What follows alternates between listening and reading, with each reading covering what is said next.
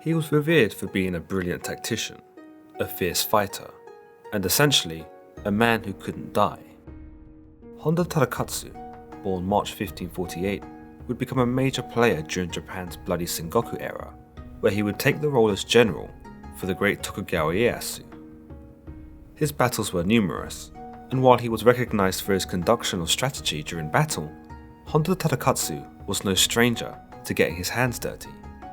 In fact, without him in the thick of battle, who knows whether the Tokugawa shogunate would have existed for as long as it did. A legend exists that throughout his military career, Honda Tadakatsu never once received a wound. He avoided arrows, was immune to chafing, and was never caught by the slash of a sword. To be honest, he probably never even had a paper cut. This may not be as impressive if you were an archer propped up in a tree, shooting from a relative safe distance, but for Honda Tadakatsu, it's understood that he was on the front line, and likely enjoyed being there.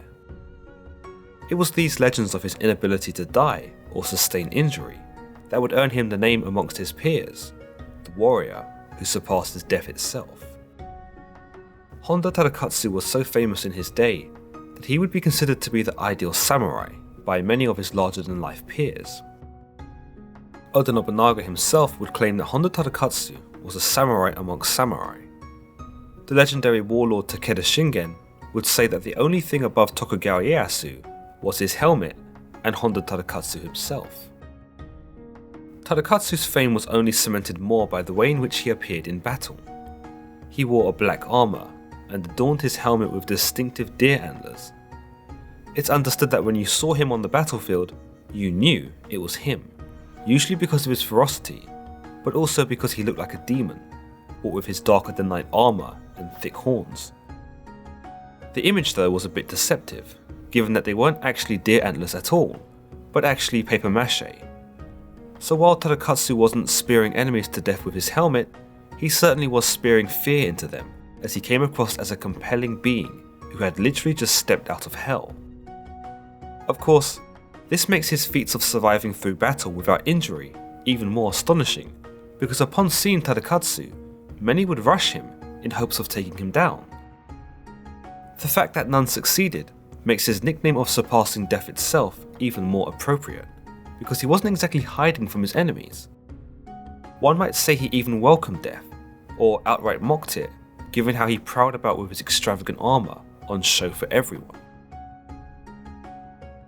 Another part of Honda Tadakatsu's arsenal was his blade, a gigantic bladed polearm that would earn the name Dragonfly Cutter. There exists a legend that the blade was so unbelievably sharp that when a dragonfly landed on the tip of the weapon, the dragonfly immediately split in half.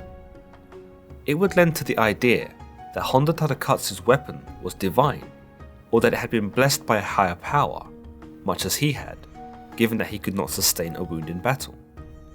His spear would become known as one of the great spears of Japan. Some of the greatest moments in battle for Honda Tadakatsu include the Battle of Anegawa in 1570, which saw the combined forces of Nobunaga and Ieyasu take on the Azai and Asakura clans. Honda Tadakatsu was said to have led a force of over 10,000 men to repel the enemy.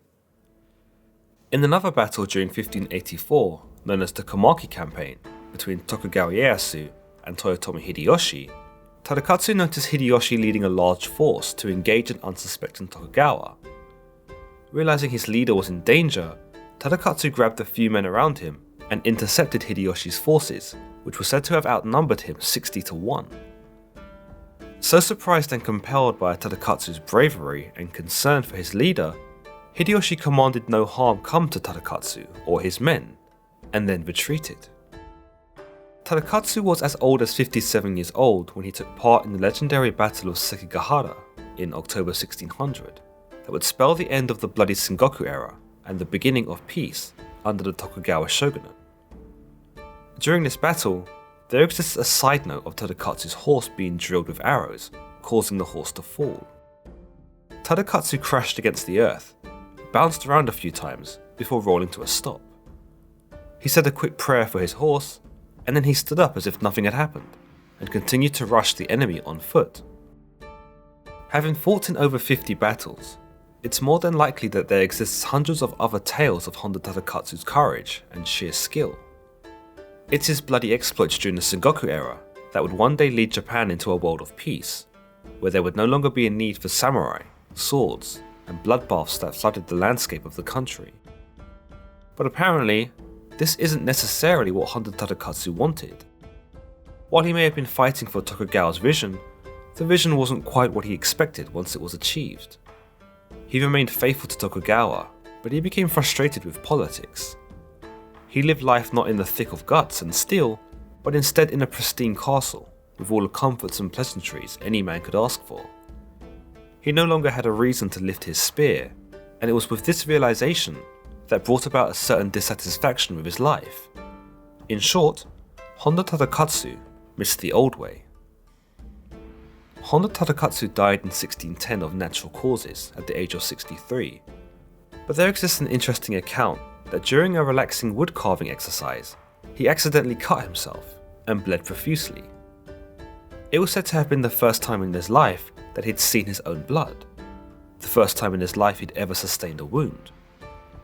He seethed with disappointment that this was how his first wound was earned, that after everything he'd been through, he'd earned his first wound from such a menial endeavour. For him, there was no honour in this, and he realised that the glory of battle was long behind him.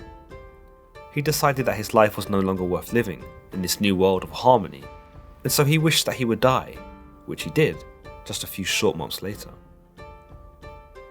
Let me know in the comments below what you thought about Honda Tadakatsu, and who you'd like to see next in Japanese History Explained. Be sure to give this video a thumbs up, and don't forget to subscribe. Until the next time, guys.